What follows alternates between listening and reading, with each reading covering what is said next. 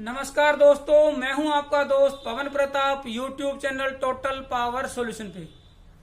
दोस्तों, आज की वीडियो बहुत ही महत्वपूर्ण वीडियो है। कोशिश करें कि वीडियो को आप पूरा जरूर देखें।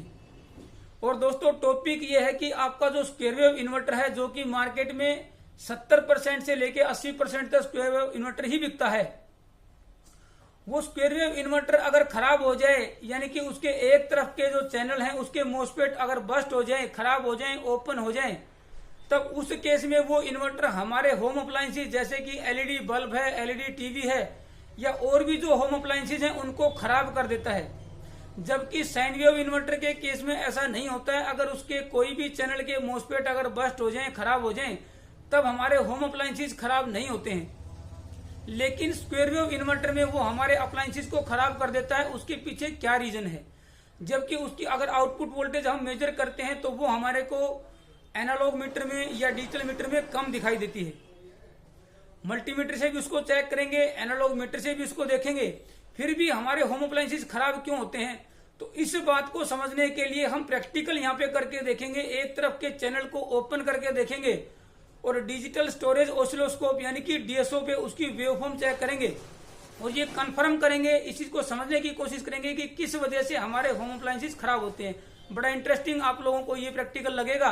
वीडियो को पूरा जरूर देखें। अगर आप नए हैं तो सबसे पहले चैनल को सब्सक्राइब कर लें, बेल आइकन दबा दें, ताकि आप लोगों को नए वीडियोज की नोटिफिकेशन लगातार मिलती रहे। और इसी तरह के वीडियोज को देखने के लिए आप हमारे चैनल की प्लेलिस्ट पर जाकर सभी वीडियोज को देख सकते हैं।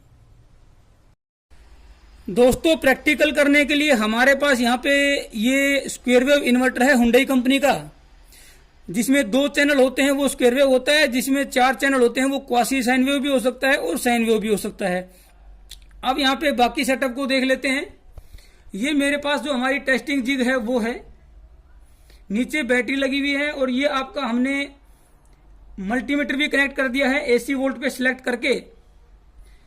यहाँ पे हम आउटपुट वोल्टेज देखेंगे जो आपकी एनालॉग मीटर है उस पे। यहाँ डिजिटल मल्टीमीटर पे भी इसकी आउटपुट वोल्टेज को देखेंगे। साथ में ये मैंने डीएसओ लगाया है जहाँ पे आपको इसकी आउटपुट वेवफॉर्म है वो भी यहाँ पे हम वेरीफाई करेंगे, चेक करेंगे। तीनों जगह पे इसकी आउटपुट वोल्टेज चेक करेंगे नॉर्मल कंडीशन में, और एक तरफ के चैनल को ओपन करके, यानी कि जिस कंडीशन में मोस्फेट खराब होते हैं उस तरह के आपके जो है एक तरफ की ड्रेन को ओपन करके कि क्या कंडीशन में बदलाव आता है, कैसे हमारे को यहाँ पे वोल्टेज नजर आती है और क्यों हमारे होम अप्लायंसेस उपकरण हमारे खराब होते हैं। सबसे पहले मैं इसको यहाँ पे ऑन करता हूं। दोस्तों, ऑन कर दिया है मैंने। यहाँ पे इसकी आउटपुट वोल्टेज दिखा रहा है ये हमारे मल्टीमीटर पे 293 नो लोड पे, जबकि 270 के आसपास होती है नॉर्मली, इसकी उससे भी थोड़ी ज्यादा है।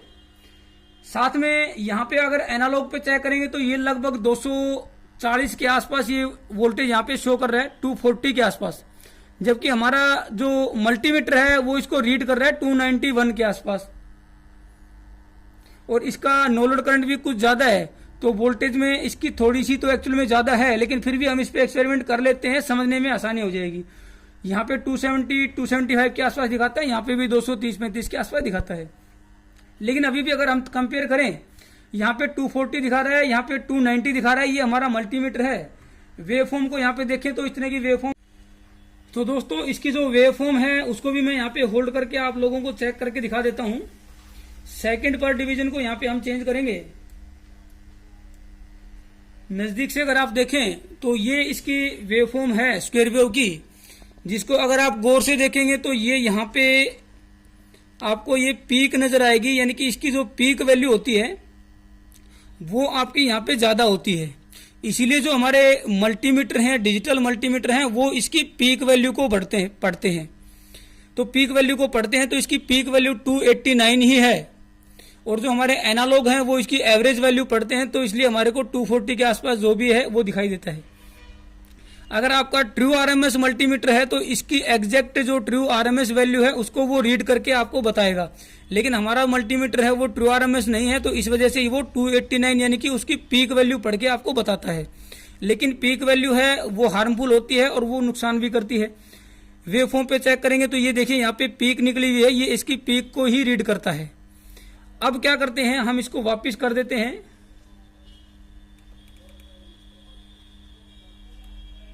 अब हम दो एक्सपेरिमेंट करेंगे। पहला तो ये करेंगे कि मैं इसका एक ड्रेन को यहाँ पे लूज कर लेता हूँ ओपन करने के लिए, ताकि दोनों को, अगर हमारी ड्रेन कनेक्टेड है तब कैसी वेवफॉर्म आती है और हमारी ड्रेन ओपन हो जाती है उस केस में कैसी वेवफॉर्म आती है, दोनों को यहाँ पे एक ही स्क्रीन के ऊपर हम यहाँ पे कैप्चर करने की कोशिश करेंगे। उसके लिए सबसे पहले मैं इसकी एक ड्रेन को यहाँ पे ओपन कर लेता हूँ। यहाँ पे जो ड्रेन होती है, ये देखिए, ये एक ड्रेन है। इस वायर को मैं ओपन कर लेता हूँ इसको बंद करके, और उसके बाद जो है इसको मैं हाथ से यहाँ पे ग्रिप बना के रखूंगा और उसको ओपन करके भी उसको हम इसकी वेवफॉर्म को कैप्चर करने की कोशिश करेंगे। दोस्तों, एक तरफ की ड्रेन वायर मैंने ओपन कर ली है। यहाँ पे हम सेम वैसा ही करेंगे जैसा हमारा मोसफेट उड़ने की कंडीशन में होता है।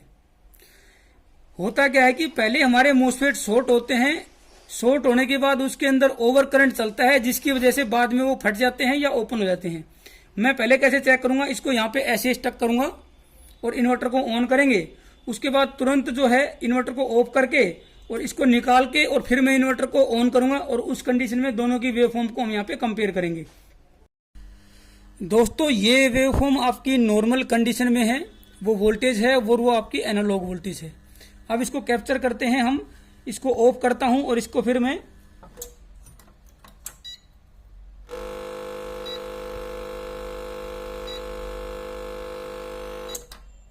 ये देखो दोस्तों, यहां पे मैंने इसको कैप्चर करने की कोशिश की।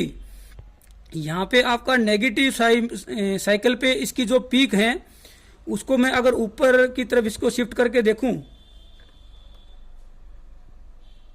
ये देखिए, ये नॉर्मल कंडीशन में इसकी वेवफॉर्म है। ये अगर एक चैनल को मैंने ओपन किया उस कंडीशन में इसकी नेगेटिव साइड पे ये पीक्स हैं। अगर मैं दूसरे चैनल को ओपन करूंगा और इसको कनेक्ट करूंगा तो वो पॉजिटिव साइकिल में आपकी ऐसे ही पीक आ जाएंगी। लेकिन पीक कितनी ज्यादा है वो यहाँ पे आपको ऑब्जर्व करने की जरूरत है। ये देखिए यहाँ पे, ये अगर मैं इसको एक यहाँ पे सेंटर पे कर लेता हूँ, ये देखिए यहाँ पे मैंने इसको यहाँ सेंटर पे कर लिया है। अगर यहाँ पे हम इनको कंपेयर करें तो लगभग जो है आपका ये एक ब्लॉक है और ये आपका 2 ब्लॉक तक इसकी वेवफॉर्म थी। लेकिन इसकी जो वेवफॉर्म है वो देखिए 1 ब्लॉक, 2 ब्लॉक, 3 ब्लॉक, 4 और 5, यानी कि लगभग आपकी इसकी जो वेवफॉर्म है वो कई गुना ज्यादा यहाँ पे हो गई है। मैं पॉजिटिव साइकिल पे भी आपको यहाँ पे चेक करके बता देता हूँ और उसको यहाँ पे कैलकुलेट भी करेंगे कि कितनी ज्यादा इसकी पीक वोल्टेज यहाँ पे जनरेट हो जाती है इस इंडक्टर की वजह से। एक तरफ का ओपन करने से चैनल को, ट्रांसफार्मर के अंदर इंडक्टर होता है उसकी वजह से कितनी ज्यादा पीक वोल्टेज यहाँ पे जनरेट हो जाती है, जो कि हमारे अप्लायंसेस को खराब कर देती है। दोस्तों, यहाँ पे अब इसको अच्छे तरीके से इस वेवफॉर्म को कैप्चर करने के लिए हम क्या करेंगे, क्योंकि पॉजिटिव साइकिल में आएगी तो इसको पहले हम नीचे कर लेते हैं ताकि आपका पॉजिटिव साइकिल का जो हाफ साइकिल है वो अच्छे तरीके से हम उसको कैप्चर कर सकें। दूसरा, वोल्ट पर डिवीजन को भी मैं यहाँ पे कम कर लेता हूँ ताकि अगर पीक ज्यादा है तो हम उसको अच्छे तरीके से कैप्चर कर सकें। तो ये आपकी नॉर्मल कंडीशन में वेवफॉर्म है। अब इसको मैं एक चैनल को ऑफ करके फिर यहाँ पे कैप्चर करने की कोशिश करते हैं।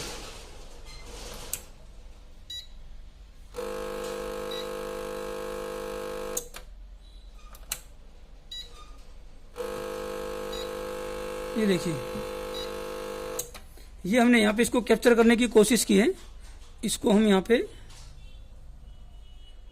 दोनों को कंपेयर कर लेते हैं। ये देखिए दोस्तों, नजदीक से दिखाने की कोशिश करता हूँ। ये इसकी नॉर्मल वेवफॉर्म है, ये नेगेटिव हाफ साइकिल है, ये पॉजिटिव हाफ साइकिल है। ये इसका जो नेगेटिव हाफ साइकिल है, क्योंकि उस तरफ के ड्रेन वायर कनेक्टेड थी, मोसफेट सही थे, तो उस तरफ का जो है सही वेवफॉर्म आपकी आई हुई है। लेकिन इस तरफ के ओपन थे तो वहां पे देखिए ये आपका काफी स्पाइक्स यहाँ पे जनरेट हो गई हैं। कितनी हुई है वो देखते हैं। ये आपका अगर आप देखेंगे तो ये 1 ब्लॉक से भी कम है। ये जो इसकी पॉजिटिव हाफ साइकिल है तो इसका जो 1 ब्लॉक होता है वोल्ट पर डिवीजन वाला, ये 1 ब्लॉक से भी कम है। देखिए यहाँ पे इसकी पॉजिटिव हाफ साइकिल भी और नेगेटिव हाफ साइकिल भी। यहाँ पे इसको देखते हैं, ये 1 ब्लॉक हो गया पूरा, ये दूसरा ब्लॉक हो गया, ये तीसरा ब्लॉक हो गया, और कहीं कहीं ये जो है चौथे ब्लॉक को भी कंप्लीट टच कर गया। देखिए यहाँ पे, यानी कि लगभग जो है 4 टाइम्स ज्यादा इसकी यहाँ पे पीक वैल्यू आई है। अगर ये आपकी 240 या 250 वोल्टेज है तो ये लगभग 1000 वोल्ट की पीक आई है। 250 × 4, यानी कि लगभग 1000 वोल्ट की यहाँ पे पीक आई है। अगर हम इसको 250 वोल्ट मान के चलते हैं तो ये आपकी जो पीक है ये 1000 वोल्ट की, यानी कि 4 गुना ज्यादा यहाँ पे पीक आई है। इन्हीं पीक वोल्टेज की वजह से आपके अप्लायंसेस खराब होते हैं, क्योंकि इतनी ज्यादा वोल्टेज जो है, और वो भी यहाँ पे जो है हर हाफ साइकिल के अंदर यहाँ पे आपको यहाँ पे पीक वोल्टेज मिल रही है। और कभी कभी ये पीक वोल्टेज दोस्तों और भी ज्यादा आपको मिल जाती है, जिसकी वजह से और जल्दी यहाँ पे आपका अप्लायंसेस खराब हो जाते हैं। यही रीजन है कि एक तरफ के जो हमारे मॉस्फेट अगर ओपन हो जाए या इवन ड्रेन वायर भी लूज हो, तो उस केस में भी हमारे अप्लायंसेस खराब हो सकते हैं। क्योंकि स्क्वायर वेव इन्वर्टर के अंदर दोस्तों एक तरफ के चैनल ओपन हो जाए या एक तरफ के जो मॉस्फेट हैं वो ओपन हो जाएं, खराब हो जाएं, उस केस में भी एक तरफ का जो सर्किट है वो क्लोज होता है, सर्किट कंप्लीट हो जाता है, इसलिए वो यहाँ पे काम करता है। साइन वेव के अंदर ऐसा नहीं होता है। अगर एक चैनल के मॉस्फेट ओपन हो जाए, ड्रेन ओपन हो जाए, तो वो आपका सर्किट ही कंप्लीट नहीं होता है, आउटपुट वोल्टेज आती ही नहीं है। उसके ऊपर भी मैं नेक्स्ट वीडियो में प्रैक्टिकल करके देख लेंगे हम। फिलहाल हमने इस पे प्रैक्टिकल कर लिया है कि इसके क्योंकि, और कंपेयर भी करेंगे अगले में कि दोनों में डिफरेंस क्या है। मैं थ्योरेटिकली भी कोशिश करूंगा समझाने की कि एक तरफ के चैनल अगर ओपन हो जाते हैं तो यहाँ पे दूसरे तरफ का जो चैनल है वो मॉस्फेट काम करता रहता है और सर्किट कंप्लीट हो जाता है। इसलिए यहाँ पे जो इंडक्टर होता है, जो ट्रांसफॉर्म होता है, उसके अंदर जो एनर्जी स्टोर होती है वो एकदम से रिलीज होती है और यहाँ पे एक प्रकार से स्पाइक्स जनरेट होती हैं। इसका जो पीक होती है वो बहुत ज्यादा चली जाती है, 4 से 5 गुना पीक चली जाती है, यानी कि 1000 से 1200-1300 वोल्ट तक भी पीक यहाँ पे जनरेट हो जाती है। ये यहाँ पे हमने कंपेयर कर लिया है, ये प्रैक्टिकल हमने करके देख लिया यहाँ पे। तो इसी वजह से जो हमारे अप्लायंसेस हैं वो इस स्क्वायर वेव इन्वर्टर में खराब होते हैं। अगर एक तरफ के चैनल खराब हो जाते हैं, एक तरफ के मॉस्फेट खराब हो जाते हैं, या एक तरफ की ड्राइव यहाँ पे डिस्कनेक्ट हो जाती है, किसी भी वजह से एक तरफ का चैनल अगर काम नहीं करेगा, तो ये आपकी पीक वोल्टेज इतनी ज्यादा बढ़ जाती है कि हमारे होम अप्लायंसेस को खराब कर देती है। इसीलिए स्क्वायर वेव की बजाय साइन वेव को यहाँ पे रिकमेंड किया जाता है कि आपके जितने भी अगर महंगे अप्लायंसेस हैं, महंगा कंप्यूटर है, महंगी आपकी मशीनरीज हैं, तो आप उसके ऊपर स्क्वायर वेव की बजाय साइन वेव इन्वर्टर लगाएं। क्योंकि स्क्वायर वेव में फॉल्ट आने की कंडीशन में, मॉस्फेट खराब होने की वजह से आपके जो अप्लायंसेस हैं वो खराब होने की संभावनाएं मोस्ट प्रोबेबली रहती हैं। साइन वेव में ऐसा नहीं होता है। अगले वीडियो में कोशिश करूंगा कि साइन वेव के ऊपर भी ऐसा ही एक्सपेरिमेंट करें और फिर दोनों को कंपेयर करें थ्योरेटिकली भी। अगर आपको वीडियोस पसंद आती हैं तो लाइक और शेयर जरूर करें। नए हैं तो चैनल को सब्सक्राइब कर लें, बेल आइकन दबा दें ताकि आप लोगों को नई वीडियोस की नोटिफिकेशन मिलती रहे।